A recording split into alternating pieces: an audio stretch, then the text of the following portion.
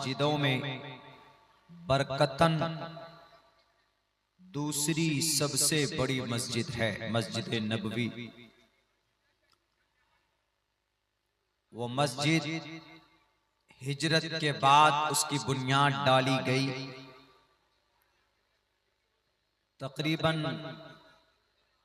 6-7 साल बाद उस मस्जिद में जगह कम पड़ने लगी, क्योंकि जब मस्जिद नबवी की बुनियाद डाली गई थी उस वक्त उस मस्जिद की चौड़ाई 35 फीट और लंबाई तकरीबन 30 फीट थी और ऊंचाई बीच में फासला उसकी जो छत थी तकरीबन 2.5-3 मीटर ऊपर पर उसकी छत रखी गई थी।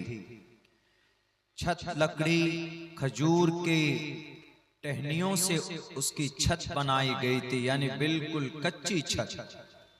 आप अगर आग लगा दें माचिस की तिल्ली खींचकर तो वो पूरी छत चंद सेकंडों में जल सकती थी। लेकिन उस वक्त की मस्जिदें कच्ची होती थी लेकिन नमाजी बड़े पक्के होते थे। आज मस्जिदें बहुत मजबूत है, बहुत पक्की है, लेकिन आज नमाजी बहुत कच्चे भी हैं और बहुत कम भी हैं। हमारी मस्जिदें आबाद नहीं हो पा रही है, इस पर बात करूंगा मैं। तो जब उस मस्जिद की बुनियाद डाली गई 5 साल, 6 साल, 7 साल का अरसा गुजरा, तो उस मस्जिद में चूंकि ईमान लाने वाले सहाबा की तादाद बढ़ने लगी और फिर मस्जिद की जगह कम पड़ गई। जब मस्जिद की जगह कम पड़ी तो अल्लाह के नबी अलैहिस्सलातु वस्सलाम ने मशवरा किया, कहा कि इस मस्जिद को थोड़ी वसी की जाए, बड़ी की जाए। जैसे आज आपके गांव में मस्जिद के तौसीक के काम के लिए जलसे होते हैं, नौजवान उसको बढ़ाने के लिए मेहनतें कर रहे हैं। तो उस वक्त जब बात आई सामने कि उस मस्जिद को थोड़ी और चौड़ी की जाए, तो उसकी चौड़ाई जहां 35 फीट थी तो उसकी चौड़ाई 20 फीट और बढ़ाने की बात हुई और लंबाई जहां 30 फीट थी तो 15 फीट और बढ़ाने की बात हुई।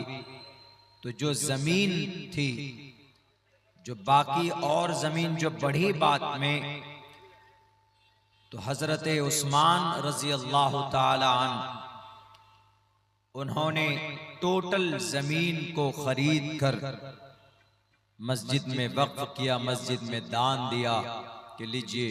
तो हजरत उस्मान गनी रजी अल्लाह ताला अन्हु ने मस्जिद की जमीन खरीदी और उस मस्जिद की वसात का काम हुआ, वो मस्जिद बढ़ाई गई।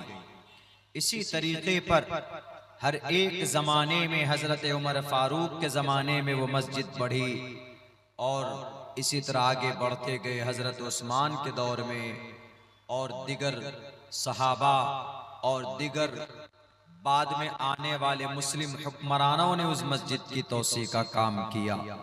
तो बहरे कैफ कभी कभी मस्जिद नाकाफी होती है तो उसको वसी करने के लिए उसको बढ़ाते, लेकिन अल्हम्दुलिल्लाह यह आपकी बस्ती के लिए बड़ी खुशी की बात यह है कि आपकी मस्जिद में नमाजियों की तादाद बढ़ी है, जिससे आप मस्जिद को बढ़ाना चाहते हैं।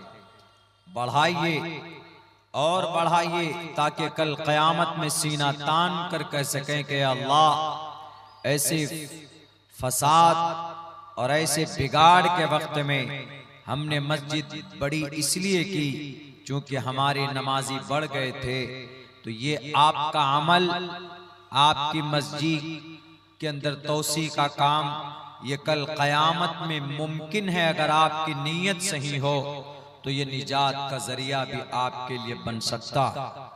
इसीलिए बहुत मुबारक काम है जो आदमी मस्जिद बनाने में ताउन पेश करता है, जो आदमी मस्जिद बनाने में बढ़ चढ़ कर हिस्सा लेता है तो वो बहुत ही खुशनसीब इंसान। आप 100, 200, 300, 400, 500 रुपए का गोश्त लाकर खाकर हजम हो जाएगा। सुबह आप बैतुल खला में उसको चला जाएंगे तो वो चीजें वहां पर साफ करके आ जाएंगे। लेकिन आपने 500 से 1000 रुपए से 100, 200 रुपए से अगर किसी मस्जिद की तामीर में आप हिस्सा लेते हैं तो ये चीजें ज़ाय नहीं होती, बल्कि ये अल्लाह के अकाउंट पे लिखा जाता है। रब कुरान करीम में कहता है, मा इंदकुम यनफदु व मा इंदल्लाहि बाक़, जो तुम्हारे पास है वो खत्म होने वाला है, और जो तुमने वमा इंदल्लाहि बाक़, और जो अल्लाह के पास जमा हो गया। अल्लाह के पास कोई कैसे भेजता है पैसा और दौलत? वो नेकी की शक्ल में जाती। जैसे आपने यहाँ पर कुछ पेश किया है, ताउन किया है, यह आपका बेकार नहीं जाएगा, बल्कि वो अल्लाह के पास जमा हो गया। ये मैं नहीं कह रहा, ये रब का कुरान कह रहा। जनाब मोहम्मद रसूलुल्लाह सल्लल्लाहु अलैहि वसल्लम की हदीस मुबारका कहती, मन बना लिल्लाहि मस्जिदन बनल्लाहु लहु बैतन फिल जन्नह। आप दुनिया में जिस एतबार से मस्जिद बनाते हैं, अल्लाह तबारक व तआला कल क़यामत में जन्नत में आपके लिए उसी तरह का महल तामीर करके आपको देगा। मेरे भाइयों, कभी कभी बहुत दुख भी होता कि आदमी अपनी इबादत खाने की तामीर के लिए करोड़ों रुपए जमा कर लेता है। अभी हमारे भारत के अंदर हमारी मस्जिद को शहीद करके एक बुतखाना बनाया गया।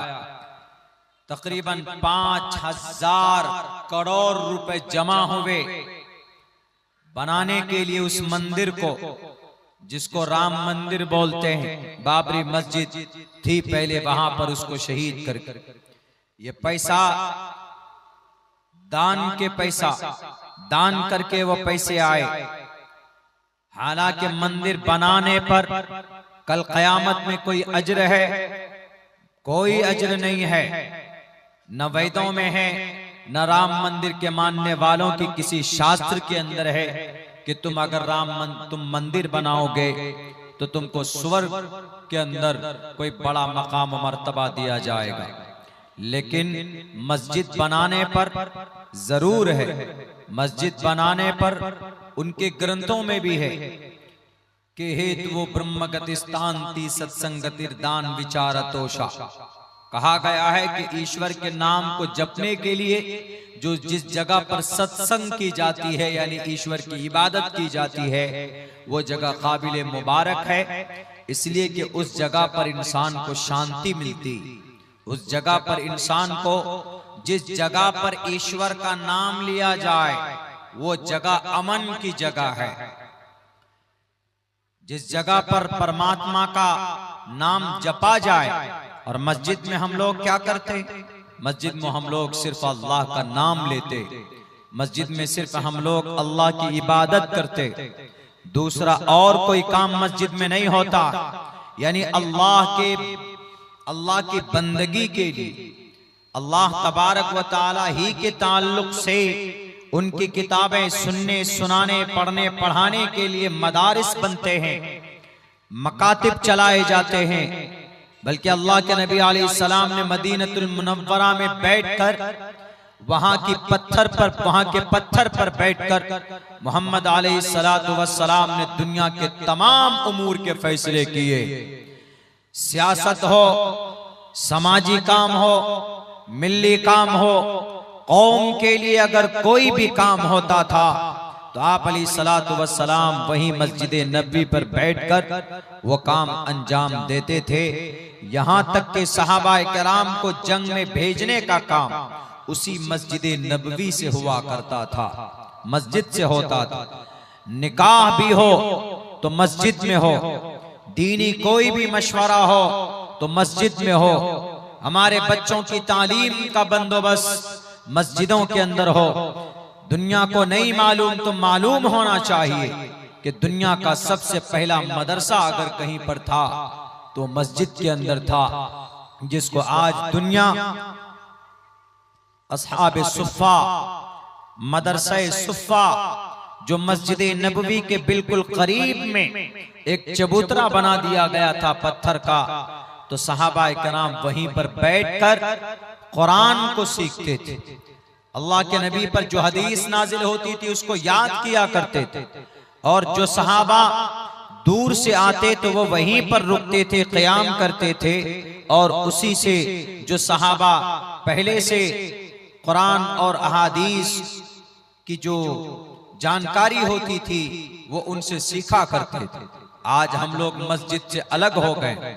आज सिर्फ अजान हो तो मस्जिद में वही 10-5 लोग पहुंचते हैं नमाज पढ़ने के लिए, बाकी मुस्लिम नौजवान, मुस्लिम हमारे समाज का एक बड़ा तबका मस्जिद से बिल्कुल अलग थलग रहता है, जिसकी बुनियाद पर मस्जिद, अगर आप मस्जिद को आबाद नहीं करेंगे, नमाजियों की तादाद नहीं बढ़ेगी, तो आप क्या समझते हैं कि वो मस्जिद आपके लिए खैर का जरिया बनेंगे?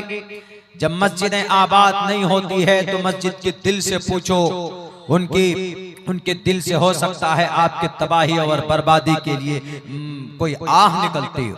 मेरे भाइयों,